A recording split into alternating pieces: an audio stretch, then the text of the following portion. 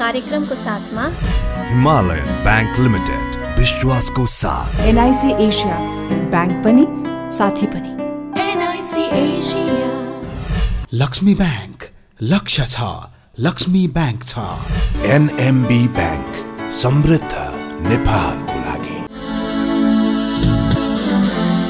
राष्ट्रिय योजना आयोगले आगामी आर्थिक वर्ष 2080-81 का लागि 16 खर्ब 88 अर्ब रुपैयाँको बजेटको सीमा निर्धारण गरेको छ। यता चालु आर्थिक वर्षको 7 महिनामा वैदेशिक रोजगारीमा जान 4,64,000 युवाले श्रम स्वीकृति लिएका छन्। नमस्कार, म रिमा खड्का कार्यक्रम अर्थको अर्थमा स्वागत गर्दछु। अघि बढ्दै पश्चिम सेती र SR6 जलविद्युत आयोजना, हिमालयन सिभिल एकीकृत कारोबार सुरु र बीमा संस्थान 56 वर्षमा लगायत साताका थप आर्थिक गतिविधि लिएर उपस्थित भएका छौं। आउनुहोस् आजको कार्यक्रम सुरु गरौं लगानी बोर्ड सम्बन्धी सामग्रीबाट। राष्ट्रिय गौरवका बहुप्रतीक्षित जलविद्युत आयोजना पश्चिम सेती र SR6 अर्थात् सेती नदी 6 विकासको चरणमा प्रवेश गर्दैछन्। भारतीय कम्पनी NHPCले पश्चिम सेतीको प्रारम्भिक अध्ययन प्रतिवेदन लगानी बोर्ड नेपालमा बुझाएको छ। यस्तै सोही कम्पनीले SR6 को सर्वेक्षण अनुमतिका लागि आवेदन दिएको छ। PPP को ढाँचाले निर्दिष्ट गरेका ती चरणहरू पार गर्दै यो प्रोजेक्ट अगाडि बढ्ने सवालमा यसलाई नतिजामुखी परिणाममुखी ढाँचामा आबद्धित गरिसकेका छौँ र विकासकर्ताले लगभग 6 महिना पहिले भएको समझदारीको प्रावधान अनुरूप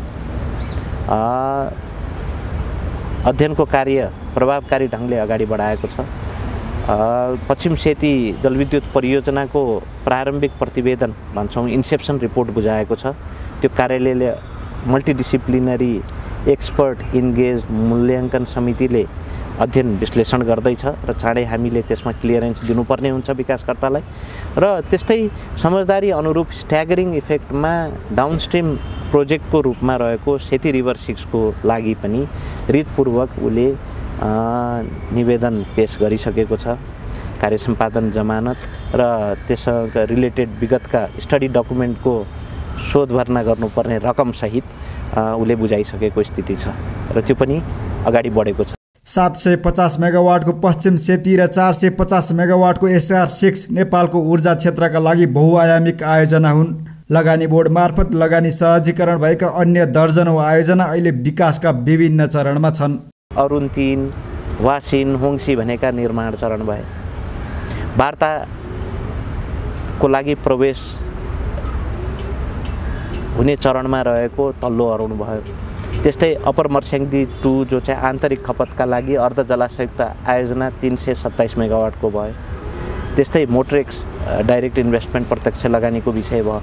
डाबरको चाहिँ समझदारी अब चाँडै नै हुँदै गरेको स्थिति छ। अब त्योभन्दा बाहेक अध्ययन चरणमा रहेका विभिन्न छन्। मूल्याङ्कन चरणमा रहेका मुक्तिनाथ केबल कार छ। त्यस्तै राइजन एनर्जीको चाहिँ सोलरको स्किम छ विथ ब्याट्री ब्याकअप 250 मेगावाटको। यी चिजहरूमा कार्यालयले यी विभिन्न चरणमा भएका प्रोजेक्टहरू सहजीकरण गर्दैछ। मुलुकमा लगानी प्रवर्धनको क्षेत्रमा लगानी बोर्ड नेपालको उपस्थिति सघन एवं सार्थक बन्दै गएको छ। स्थापनाकालीन उद्देश्य प्राप्तिका लागि बोर्ड विशिष्ट ढङ्गको दूरदृष्टिसहित अघि बढेको छ। मुख्यतः बोर्डले व्यावसायिक योजना सहितको रणनीतिक योजनाले निर्दिष्ट गरेका 4 महत्त्वपूर्ण खम्बालाई आत्मसात गरेको छ। परियोजना विकास व्यवस्थापन, लगानी प्रवर्धन, संस्थागत विकास र कोअर्डिनेसन, कोल्याबोरेसन र पार्टनरसिप भनेका छौँ। यी 4वटा खम्बामा आधारित चाहिँ जो हाम्रो कार्यान्वयन कार्ययोजना छ, डिटेल एक्सन प्लान फ्रेमवर्क छ, त्यो हामीले राशिक्यू भन्ने व्यवस्थापकीय औजारसँग टाइअप गरेर नतिजामुखी परिणाममुखी कार्यान्वयन ढाँचामा लगानी बोर्ड आबद्धित भइसकेको छ। कार्यालय त्यसमा दत्तचित्त भएर लागेको छ र हामी रिजल्ट बेस्ड फ्रेमवर्कमा रिजल्टहरू एचिभ गर्दै गएका छौँ। र त्यो बाटोमा ओभरअल प्रोग्रेस चाहिँ मैले एज इन प्रमुख कार्यकारी अधिकृत सन्तोषजनकै रहेको पाएको छु। मुलुकको दिगो विकास लक्ष्य प्राप्ति र स्तरोन्नतिका लागि लगानी निर्विकल्प औजार हो। यो यथार्थलाई दृष्टिगत गर्दै परिमाणात्मक एवं गुणात्मक लगानी प्रवर्धनको लक्ष्यमा बोर्ड प्रतिबद्ध छ। विश्वव्यापी कोभिड महामारीका बेला समेत बोर्ड मार्फत भएका महत्त्वपूर्ण कामले यसको पुष्टि गर्छ। हामीले कोभिड रेजिमलाई बडा सही ढङ्गले सदुपयोग गऱ्यौँ। सुन्नुभएको पनि होला, यस्ता चाहिँ पिरियडमा हामीले समय व्यतीत गर्नुपर्ने चिज चाहिँ उचित ढङ्गले व्यतीत गऱ्यौँ जस्तो लाग्छ। हामीले व्यावसायिक योजनासहितको रणनीतिक योजना तर्जुमा गऱ्यौँ। त्यो त नितान्त लगानी बोर्डको आफ्नो पहल थियो। लगानी बोर्ड भनिसकेपछि त सामान्य प्रधानमन्त्रीज्यूकै नेतृत्व र निर्देशन रहन्छ। सँगसँगै अर्थमन्त्रीज्यू यसको उपाध्यक्ष हुनुहुन्छ, अरू विकास मन्त्रालयका मान्य मन्त्रीज्यूहरू पदेन सदस्य हुनुहुन्छ, श्रीमान मुख्य सचिवज्यू, गभर्नरज्यू र योजना आयोगका मान्य उपाध्यक्षज्यू र निजी क्षेत्रका पनि विज्ञ सदस्य सम्मिलित बोर्ड को साथ सहयोग र विस्डम र कार्यालयको चाहिँ भनौँ न एक हिसाबले टप टु बटम र बटम टु टप अप्रोचको तारतम्यता कायम गर्दै हामीले यो योजना बनायौँ, जसले एउटा खालको हामीलाई होलिस्टिक डाइरेक्सन प्रदान गरेको छ। त्यो सँगसँगै हामीले प्रणालीहरू विकास गऱ्यौँ। वेबमा आधारित एकल बिन्दु सेवा भनेका छौँ, त्यसले करस्पोन्डेन्स ह्यान्डलिङमा फास्ट ट्र्याकिङ भएको छ। त्योभन्दा बाहेक पनि हामीले नलेज म्यानेजमेन्ट पोर्टल बनायौँ, यी प्रोजेक्ट ब्याङ्कको ढाँचा बनायौँ, गाइडलाइन्सहरू बनायौँ। रेमिटेन्सलाई प्रभावकारी ढङ्गले प्रोसेस गर्ने सवालमा हामीले फरेन एक्सचेन्ज र फन्ड ट्रान्सफरको चाहिँ कार्यविधि बनायौँ। हामीले लगानी बोर्डको आफ्नो कोष स्थापना गरिसक्यौँ। हामीले ओएनएमका चाहिँ स्टडी सर्वेलाई लगभग टुङ्ग्याउने क्रममा छौँ। त्यस्तै नीतिगत कानुनी सुधारको पाटोमा पनि हामीले पीपीपीको बुट मोडालिटी भन्दा बाहेक अरू उपयुक्त मोडालिटी नेपालका लागि र अरू अनट्याप्ड क्षेत्र जस्तो उदाहरणको लागि ट्रान्सपोर्ट या हेल्थ पूर्वाधार, टुरिज्म पूर्वाधारका लागि कुन चाहिँ अमुक मोडालिटी पीपीपीको उपयुक्त हुन्छ, त्यो मोडालिटीको पनि अध्ययन विश्लेषण गरेर अवधारणा पत्र बनाएर अहिले हामी लिगल इन्स्ट्रुमेन्ट्सहरू जस्तो निर्देशिका कार्यविधिहरू बनाउँदै गरेका छौँ। लगानी बोर्ड नेपाललाई लगानी प्रवर्धनकारी निकाय मात्र होइन, मुलुकको विकास र समृद्धिको आकाङ्क्षा पूरा गर्ने संस्थाको रूपमा समेत परिकल्पना गरिएको छ। समयमै लगानी ल्याउने र आयोजनामा सहजीकरण गर्ने सवालमा बोर्डले विशिष्ट संयन्त्र नै तयार गरेको छ। हामीसँग आबद्धित चाहिँ इन्भेस्टर्सहरूको इन्भेस्टमेन्ट चाहिँ टाइमली रियलाइज गराउने सवालमा प्रोजेक्टको फेसिलिटेसनमा इफेक्टिभनेस र इफिसियन्ट ढङ्गले हामीले फेसिलिटेसन गर्नुपर्दो रहेछ। त्यसका लागि चाहिने मोनिटरिङ ड्यासबोर्ड लगायत यी चिजहरू पनि हामीले राखेका छौँ। र त्योभन्दा बाहेक हामीले केही महत्त्वपूर्ण औजारहरू इन्ट्रोड्युस गरेका छौँ। तत्त चाहिँ अरू सरकारवाला निकायसँग कोअर्डिनेसन गरेर हामीले लगानीकर्तालाई फेसिलिटेट गर्नुपर्छ भने कोअर्डिनेसनको ढाँचा पनि बनाएका छौँ। त्यो कोअर्डिनेसनको ढाँचा भनेको इम्प्लिमेन्टेसन म्याट्रिक्स हो, जहाँ रिस्पोन्सिबिलिटी म्याट्रिक्स पनि टाइअप भएको हुन्छ। कसले के कहिले गरिदिनु पर्ने र केका लागि भन्ने कुरो त्यहाँ उल्लेख हुन्छ र त्यसले एउटा खालको क्ल्यारिटी ल्याउँछ र एउटा युनिफर्मिटी अफ अन्डरस्ट्यान्डिङ ल्याउँछ र यो प्रब्लमको सल्युसन सेन्ट्रिक अप्रोचलाई हामीले अख्तियार गरेका छौँ। संस्थाको चाहिँ आन्तरिक सुदृढीकरणका लागि पनि गर्नुपर्ने ती प्रयासहरू अगाडि बढेकै छन्। त्यस्तै औजार उपकरणहरू हामीले निर्माण गरेका छौँ। अब यसको त डेमोन्स्ट्रेसन इफेक्ट पनि देखिएको छ। लगानी बोर्डले 6 अर्ब रुपैयाँभन्दा माथिका सबै परियोजनामा समन्वय तथा सहजीकरण गर्दै आएको छ। बोर्डको सहजीकरणमा हाल निर्माणाधीन र निर्माण सम्पन्न भइसकेका परियोजनाको लागत 3 खर्ब रुपैयाँ छ। यस्तै 10 खर्ब रुपैयाँका परियोजनाका लागि लगानी स्वीकृत भएको छ। थप सामग्री अघि छोटो कमर्सियल ब्रेक। लाग्छ मानिस आवश्यकताहरूको खानी हो, सानो सदा मनपर्ने खेलौनाको, अलि ठुलो भयो राम्रो लुगा र मिठो खानाको, त्यसपछि राम्रो जीवन साथीको। व्यवहार पनि त गर्नै पर्यो, तर आवश्यकता हेऱ्यो कति कति सानो सानो बचतले नै पुरा गरिरहेका हुन्छन् यी सबै आवश्यकताहरू। त्यसैले सानो होस् वा ठुलो, हिमालयन ब्याङ्कमा गरेको बचतले नै पुरा गर्नेछ तपाईँको हरेक आवश्यकता। Himalayan bank. दिदी सो सुरु हुन लागिसक्यो, छिटो आउनु। ल टिभीको रिचार्ज पनि अहिले ठ्याक्क सकेछ, अब के गर्ने? चिन्ता नलिन, अहिलेको जमानामा मोबाइल ब्याङ्किङबाट नै टिभी रिचार्ज भइहाल्छ नि। ल डन। त्यहाँ हेर त। ल टिभी, मोबाइल, इन्टरनेट जस्ता उपयोगिता बिल होस् या कुनै रकम ट्रान्सफर, म त सधैँ नेपाल ब्याङ्क लिमिटेडको मोबाइल ब्याङ्किङ नै युज गर्छु। अब ब्याङ्क नै आफ्नो हातमा भएपछि के को चिन्ता। नेपाल ब्याङ्क लिमिटेड, नेपालको पहिलो ब्याङ्क। म्याम लिनुहोस् तपाईँको छोरा।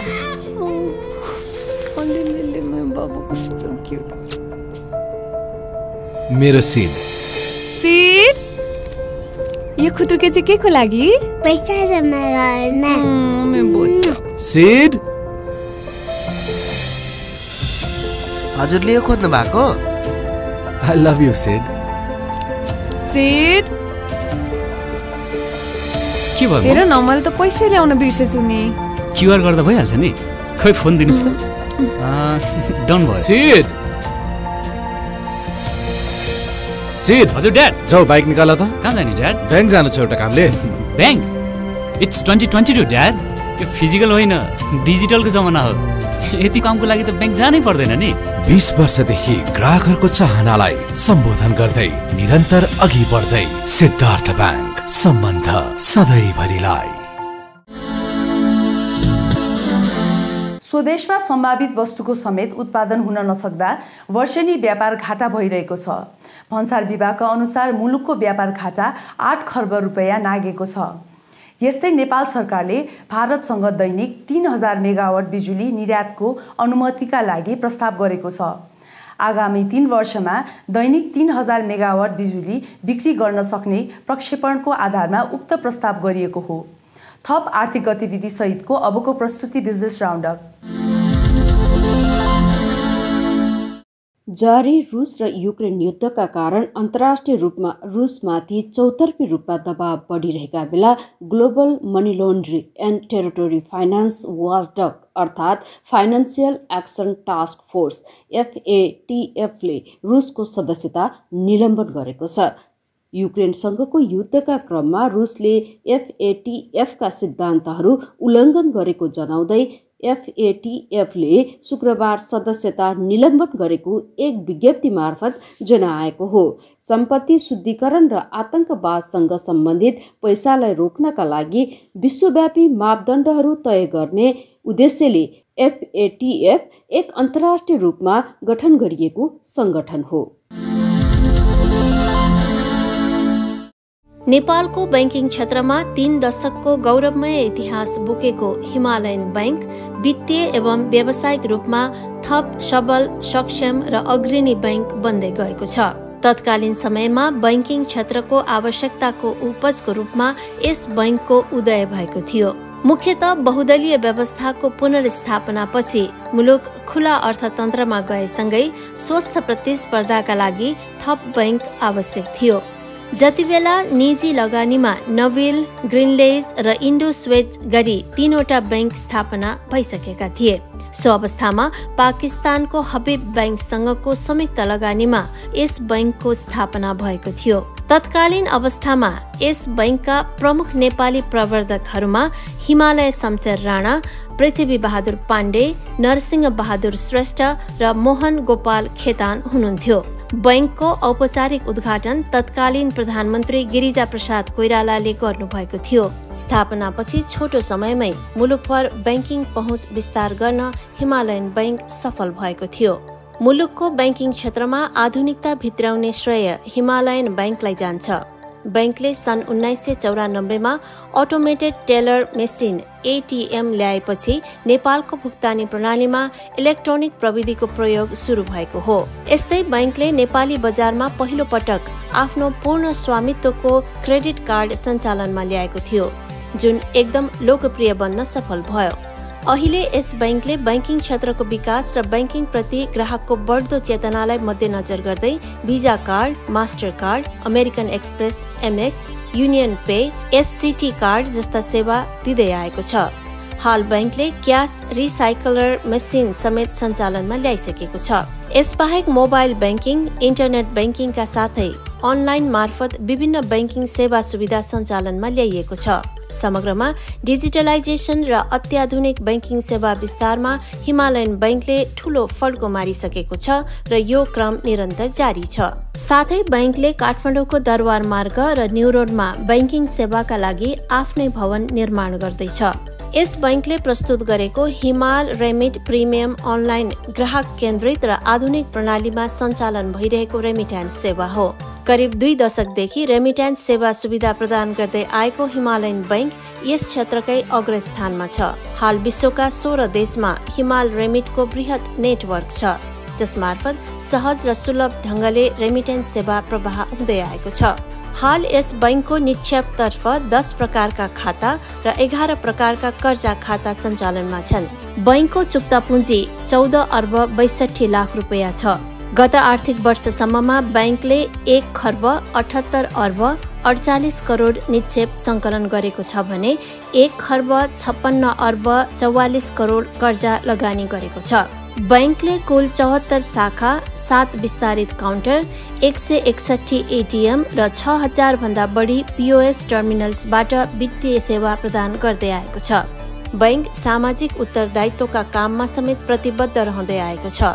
शिक्षा, स्वास्थ्य, वित्तीय साक्षरता, विपद, मानव सेवा, खेलकुद लगायतका क्षेत्रमा बैंकले आफ्नो संस्थागत सामाजिक उत्तरदायित्व अन्तर्गत करोडौं रुपैयाँ सहयोग गरिसकेको छ।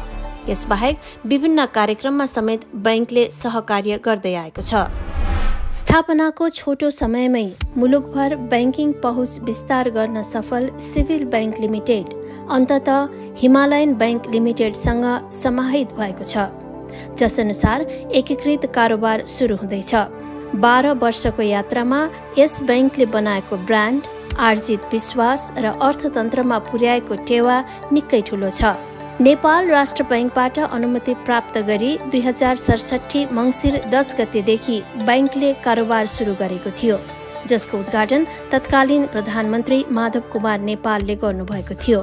स्थापनापछि देशभर बैंकिङ पहुँच विस्तारको लक्ष्यमा यो बैंक अग्रसर भएको थियो। सिभिल बैंकले आर्थिक वर्ष 2070-71 मा एक्सिस डेभलपमेन्ट बैंक र सिभिल मर्चेन्ट वित्तीय संस्थासँग मर्ज गरेको थियो। यससँगै बैंकको चुक्ता पुँजी 2 अर्ब 88 करोड पुगेको थियो। यस्तै आर्थिक वर्ष 2073-74 मा इन्टरनेसनल लिजिङ एन्ड फाइनान्ससँग मर्ज तथा युनिक फाइनान्स र हामा मर्चेन्ट एन्ड फाइनान्सलाई प्राप्ति गरेको थियो। यसपछि बैंकको चुक्ता पुँजी 5 अर्ब 18 करोड पुगेको थियो। यस्तै पछिल्लो समय केन्द्रीय बैंकले बैंक तथा वित्तीय संस्थाको संख्या घटाउने नीति लियो। तदनुरूप यस बैंकले विभिन्न मितिमा विभिन्न बैंकहरूसँग मर्ज तथा प्राप्तिका लागि छलफल गरेको थियो, जसअनुसार विक्रम सम्वत 2079 असार 29 गते 100 बराबर 80.28 को शेयर स्वाप अनुपातमा हिमालयन बैंकसँग प्राप्तिमा जाने प्रारम्भिक सम्झौता गरियो। यस सम्बन्धी विशेष प्रस्ताव बैंकको पुस 28 मा सम्पन्न साधारण सभाबाट पारित भएको थियो। समृद्धिका लागि सिभिल बैंक भन्ने नाराका साथ अघि बढेको सिभिल बैंकले आफूलाई नमुना बैंकको रूपमा प्रस्तुत गरिरहेको थियो। यसका लागि मौलिक बैंकिङ सेवा पस्कँदै आउनु यस बैंकको प्रमुख विशेषता थियो। आफ्नै नाम र ब्रान्डमा सञ्चालनमा रहँदा समेत सिभिल बैंक बृहत शाखा सञ्जाल, डिजिटल एवं अत्याधुनिक बैंकिङ र सरल कर्जा सुविधामा प्रतिबद्ध रहँदै आएको थियो। यसरी बैंकिङ सेवा मार्फत मुलुकको समग्र आर्थिक तथा सामाजिक विकासमा पुर्याएको देनलाई बैंकले गौरवको रूपमा लिएको छ। एकीकृत कारोबार हुनु अघिसम्म सिभिल बैंकले 115 शाखा, 13 एक्सटेन्सन काउन्टर, 2 शाखा रहित बैंकिङ सेवा र 102 एटिएमबाट सेवा प्रवाह गर्दै आएको थियो। 12 वर्ष लामो यात्रामा बैंक व्यावसायिक एवं वित्तीय कारोबारमा मात्र होइन, सामाजिक उत्तरदायित्वका काममा समेत जिम्मेवार र सक्रिय रहँदै आएको थियो। हाल सिभिल बैंकको चुक्ता पुँजी 9 अर्ब 52 करोड रुपैयाँ छ। गत आर्थिक वर्षको मुनाफाबाट बैंकले चुक्ता पुँजीको 5% बोनस शेयर पारित गरेको थियो। स्थापना यता हालसम्म बैंकले 93 अर्ब 74 करोड रुपैयाँ निक्षेप सङ्कलन तथा 87 अर्ब 85 करोड रुपैयाँ कर्जा प्रवाह गरेको छ। नेपाल राष्ट्र बैंकको नीतिगत प्रोत्साहनपछि लगानीकर्ताको सर्वोपरि हित र व्यावसायिक उद्देश्य प्राप्तिलाई समेत ध्यानमा राख्दै यस बैंकले प्राप्तिमा जाने बाटो रोजेको हो। तर मुलुकको समग्र बैंकिङ तथा आर्थिक क्षेत्रमा यस बैंकको योगदान आम उद्यमी, व्यवसायी, बैंक सञ्चालक र बैंकमा आबद्ध नागरिक माझ सधैँ स्मरणीय रहनेछ। पछिल्लो समय नेपाल राष्ट्र बैंकले बैंक तथा वित्तीय संस्थाको मर्जर तथा प्राप्तिमा प्रोत्साहन गरेपछि हिमालयन बैंकले पनि यसमा उदारता देखाएको छ। लगानीकर्ताको सर्वोपरि हित र व्यावसायिक उद्देश्य पूर्तिका लागि समेत बैंकले मर्जर तथा प्राप्तिमा आफूलाई खुला राखेको थियो। जसअनुसार केही बैंकहरूसँग मर्जर तथा प्राप्तिका लागि छलफल गरेकोमा अन्ततः 2079 असार 29 गते 100 बराबर 80.28 को शेयर स्वाप अनुपातमा सिभिल बैंकलाई प्राप्ति गर्ने प्रारम्भिक सम्झौता गरियो। यस सम्बन्धी विशेष प्रस्ताव दुवै बैंकको पुस 28 मा सम्पन्न साधारण सभाबाट पारित भएको थियो। हिमालयन बैंक र सिभिल बैंकका अध्यक्षद्वयबाट एकीकृत कारोबारको शुभारम्भ गरिएको थियो।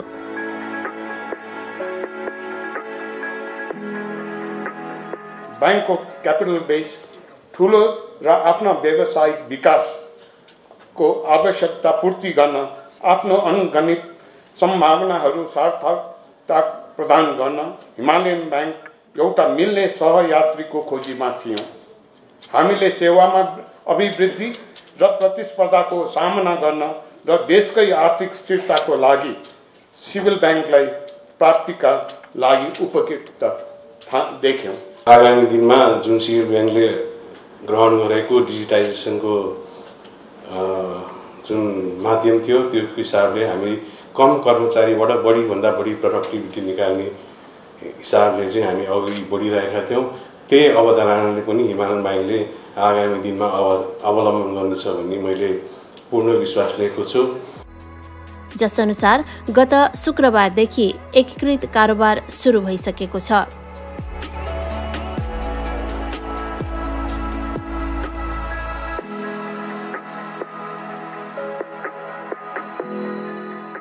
हिमालयन बैंकले सिभिल बैंकलाई प्राप्ति गरेसँगै बैंकको कुल अधिकृत पुँजी 26 अर्ब, जारी तथा चुक्ता पुँजी 21 अर्ब 65 करोड र कुल पुँजी कोष 36 अर्ब 69 करोड रुपैयाँ भन्दा बढी पुगेको छ। यसैगरी बैंकको कुल शाखा सञ्जाल 189, विस्तारित काउन्टर 20 र एटीएम संख्या 263 पुगेको छ।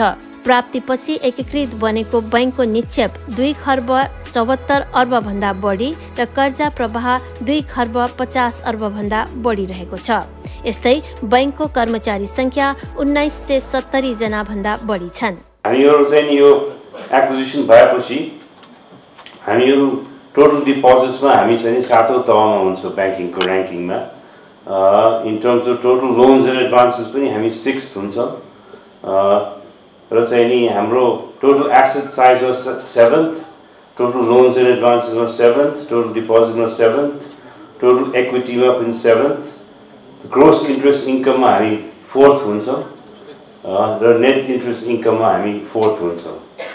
अब हामीहरुको चाहिँ नि अब फुटप्रिन्ट ब्रान्चेसहरु पनि टोटल नम्बर अफ ब्रान्चेस पनि हामीहरुको 189 हुन्छ र 20 एक्सटेन्सन काउन्टर्स।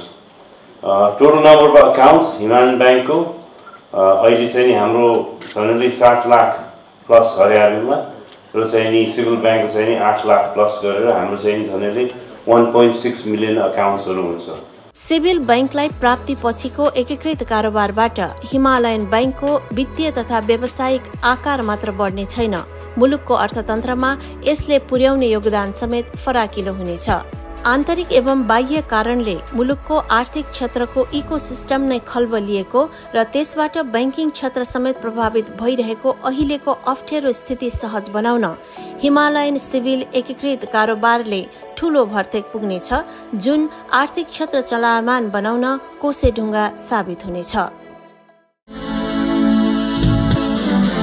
हामीसँग राष्ट्रिय बीमा संस्थान सम्बन्धी सामग्री बाँकी नै छ, हामीसँगै रहनुहोला।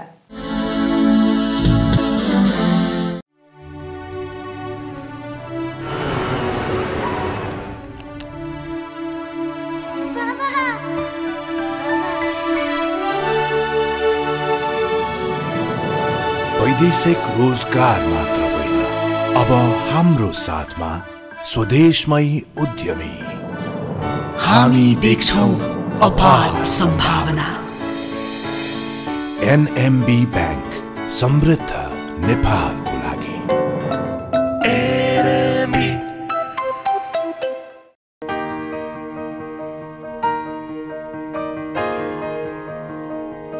छोरा, मैले पाएँ तिम्रो पसिनाको कमाई मेरो मुठीमा छ। तिम्रो पसिनाको कमाई मेरो मुठीमा छ। सन्तानको विश्वास आमा, आमाको विश्वास गरिमा, गरिमा विकास बैंक, एक्सेस टु ऑल। मुलुकको बीमा क्षेत्रमा गौरवमय इतिहास बनाएको राष्ट्रिय बीमा संस्थान 56औं वर्षमा प्रवेश गरेको छ।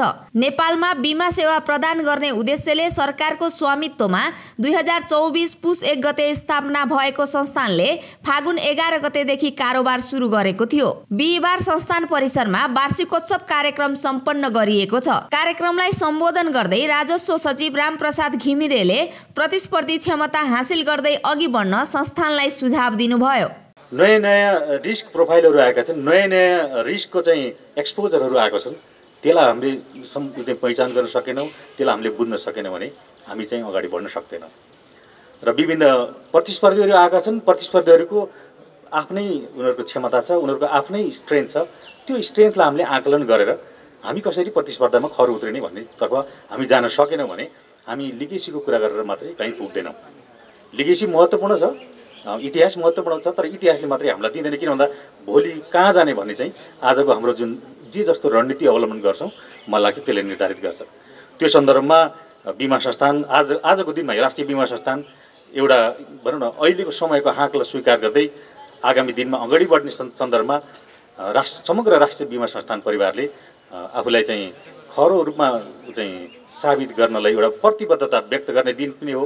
निर्जीवन बीमा व्यवसायबाट सेवा प्रारम्भ गरेको संस्थानले पछि जीवन एवं निर्जीवन दुवै बीमा व्यवसाय गरेको थियो। हाल जीवन बीमा व्यवसाय मात्र सञ्चालन गरेको संस्थान आम नेपाली जनमानसमा बीमा सचेतना बढाउन सफल भएको छ। पछिल्लो समय संस्थानको लेखा परीक्षणमा समस्या रहेको अवस्थामा आवश्यक सहजीकरण गर्न बीमा प्राधिकरण समेत प्रतिबद्ध रहेको बताइएको छ। हामी लामो समयदेखि त्यसमा डेडलकको रूपमा त्यो अड्किराखेका छौँ, तर मलाई के लाग्छ भने जहाँ समस्या छ त्यहाँ समाधान छ। आज हामी सबैले त्यसको बारेमा सामूहिक चासो राखेका छौँ, सबैले त्यसलाई समाधान गर्नुपर्छ भन्ने सबैलाई फिलिङ आएको छ। सबै त्यसमा डेडिकेटेड भएर लागेका छौँ भने त्यो पक्कै समाधान हुन्छ।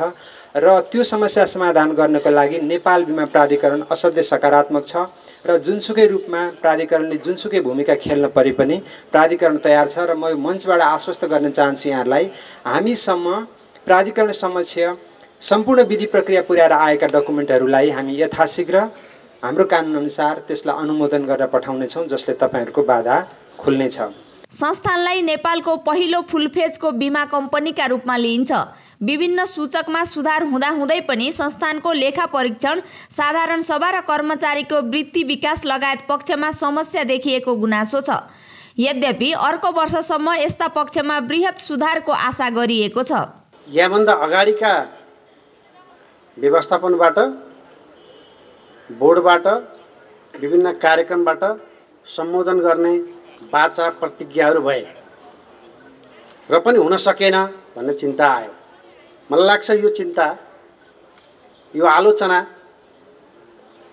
बीमा संस्थानको भविष्य अगाडि बढोस्, यसको गौरव अझ कायम रहोस्, यसले अझ राम्रा कामहरू गर्दै जाउन्, आएका प्राइभेट संस्थाहरूसँग प्रतिस्पर्धा गर्न सहज होस् र लामो समयसम्म जीवन यहीँ बिताएर आउनुभएका कर्मचारीहरूले आफ्नो संस्थाका प्रति गर्व गर्न सकूँ भन्ने चाहना हो भन्ने मलाई लाग्छ। अर्को वार्षिक उत्सवको समयमा हामीले धेरै कामहरू गर्न सक्यौँ।